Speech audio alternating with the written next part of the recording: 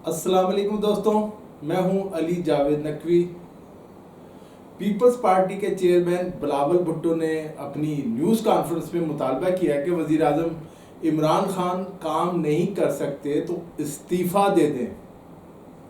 वज़ीर आज़म इमरान खान के बयानात और किरदार की वजह से कराची की सूरत न्यूयॉर्क जैसी हो सकती है।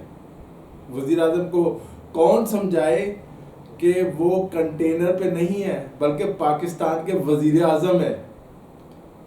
बिलावल भुट्टो और दूसरी अपोजिशन जमातें पहले भी ये मुतालबा कर चुकी हैं, लेकिन मैं आपको यकीन दिलाऊं, इस वक्त वतन अजीज़ को जो चैलेंजेस दरपेश हैं, वज़ीर आज़म इमरान खान अगर अचानक इस्तीफ़ा दे दें खुद और किसी अपोजिशन लीडर को हुकूमत संभालने का कहें तो मेरा ख्याल है कोई भी समझदार लीडर वज़ीर आज़म बनना कबूल नहीं करेगा।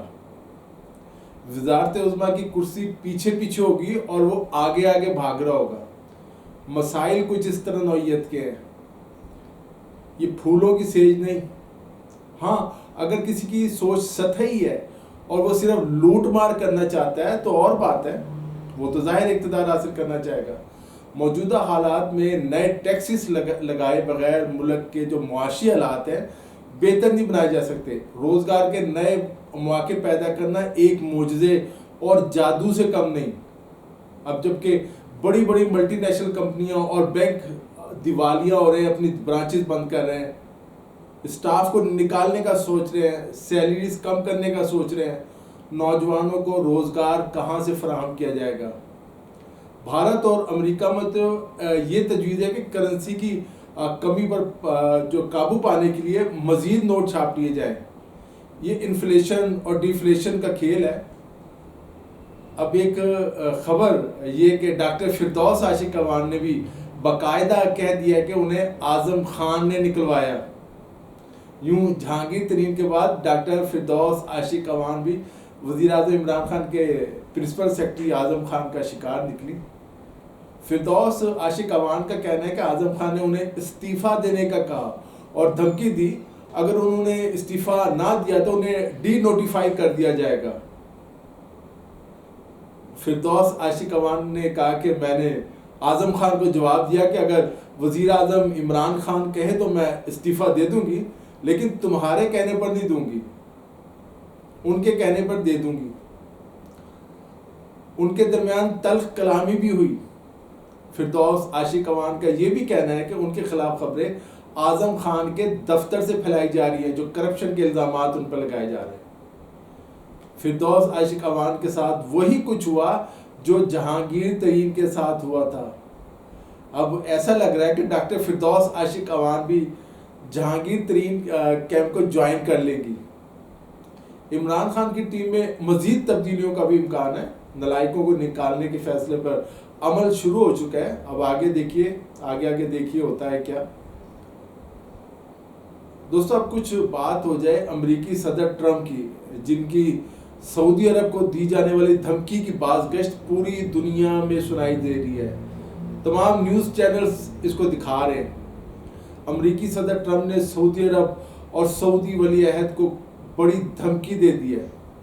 मगरिबी मीडिया का दावा है कि दोनों रहनुमाओं में शदीद तल्ख जुमलों का भी तबादला हुआ, लेकिन इन तल्ख जुमलों के पीछे एक और कहानी भी है, और वो ये है कि सऊदी अरब अमेरिका से जदीद तरीन मिसाइल टेक्नोलॉजी और एटमी रिएक्टर हासिल करने की कोशिशें कर रहा है, और ये कोशिश आज से नहीं 3 साल से जारी है। इस वक्त इतला है कि सदर ट्रंप के दामाद जो मोहम्मद बिन सलमान के करीबी दोस्त भी हैं, कमीशन के इवज़ डील कराने की कोशिशें कर रहे हैं। एक तरफ इख्तलाफात की खबरें और दूसरी तरफ अंदर खाने एक डील की खबर भी चल रही है। मुमकिन है बज़ाहिर मीडिया में जो खबरें आ रही हैं इसके पीछे असल कहानी कुछ और हो। सदर ट्रंप चाहते हैं कि सऊदी अरब वही करे जो वो कहें, ना कुछ ज़्यादा ना कुछ कम। जबकि सऊदी वली अहद मोहम्मद बिन सलमान भी एक खुद सर लीडर हैं, उनको समझना आसान नहीं। सऊदी अरब में जो इस्लाहात हो रही हैं वो आपके सामने है।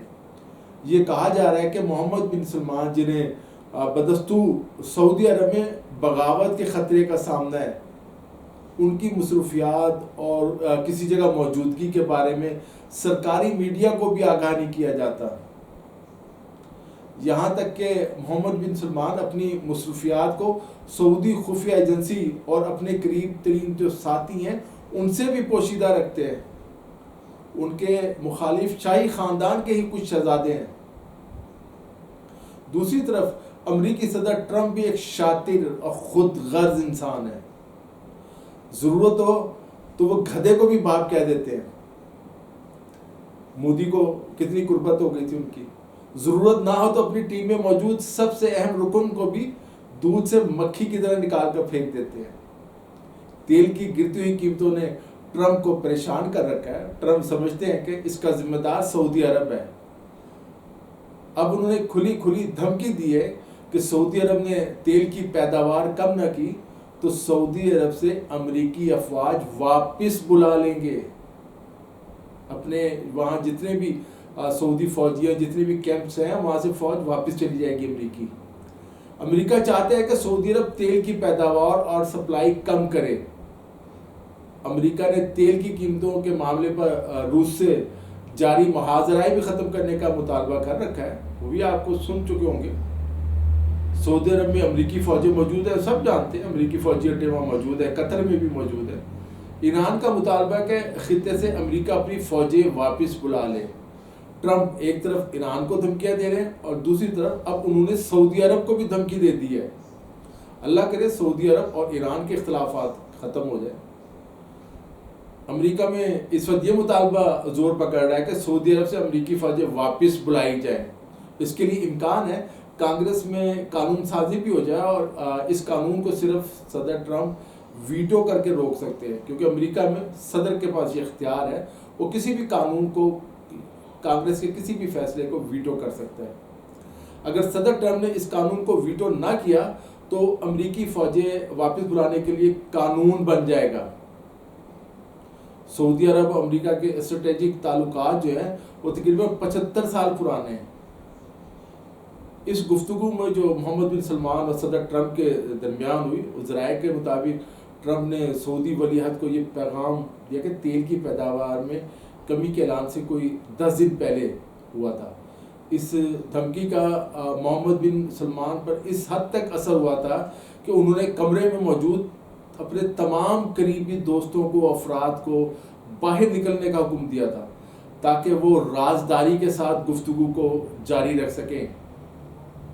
ट्रंप की इन कोशिशों का मकसद वो जो कुछ करें, तेल की गिरती हुई कीमतों के बुरान के दौरान अमरीकी तेल की सनत को तबाही से बचाना है। ये खबरें आ रही हैं कि तेल वहाँ मुफ्त है, कोई तेल खरीदने के लिए तैयार नहीं है, रिजर्व करने के लिए जगह नहीं बची कहीं, और तेल जो है कंटेनर वो समंदर में बहरी जहाज़ों में फिर रहे हैं तेल के।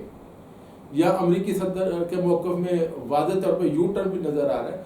वो माजी में तेल की पैदावार कम करके तेल की कीमतें बढ़ाने पर तेल कंपनियों को तनकीद का निशाना बनाते रहे और अब तनकीद कर रहे हैं कि तेल की कीमतें कम क्यों की, क्योंकि इसके नतीजे में अमरीकी अवाम को महंगी तवानाई व बिजली खरीदनी पड़ रही थी। यानी अगर तेल महंगा होगा तो बिजली भी महंगी हो जाती है।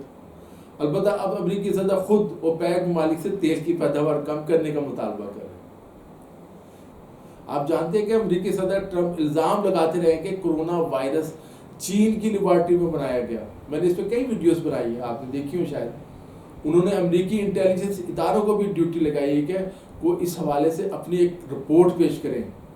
अब अमरीकी इंटेलिजेंस एजेंसी CIA ने जो अमरीकी सदर को रिपोर्ट जारी की है उसके मुताबिक कोरोना वायरस इंसान का बनाया हुआ नहीं है। ये वायरस ना तो इंसान का बनाया और ना ही कोई जीनियाती तौर पर कोई तब्दीली की गई है, इसे तब्दील किया गया, ऐसा भी नहीं है। अमरीकी इदारे CIA की रिपोर्ट अपनी जगह, लेकिन मेरा ख्याल है कि अमरीकी सदर ट्रंप इस रिपोर्ट को तस्लीम नहीं करेंगे। वो ज़हनी तौर पर फैसला कर चुके हैं कोरोना वायरस की आड़ में चीन पर पाबंदियां लगाई जाएं, और उनका ख्याल है कि चीन अमेरिका के दबाव पर हर्जाना भी अदा कर देगा, जुर्माना देगा अमेरिका को बहुत भारी। इसलिए वो एक चीन के खिलाफ जाली रिपोर्ट तैयार करवा रहे हैं।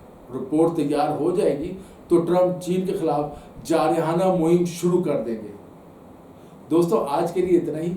अगर आपने अभी तक हमारा चैनल उर्दू न्यूज़ लाइक और सब्सक्राइब नहीं किया तो चैनल को लाइक और सब्सक्राइब कर लें और नीचे घंटी के निशान को भी दबाएं ताकि आपको हमारी वीडियोस के नोटिफिकेशन मिलते रहें। अली जावेद नकवी को इजाज़त दीजिए। खुदा हाफिज़।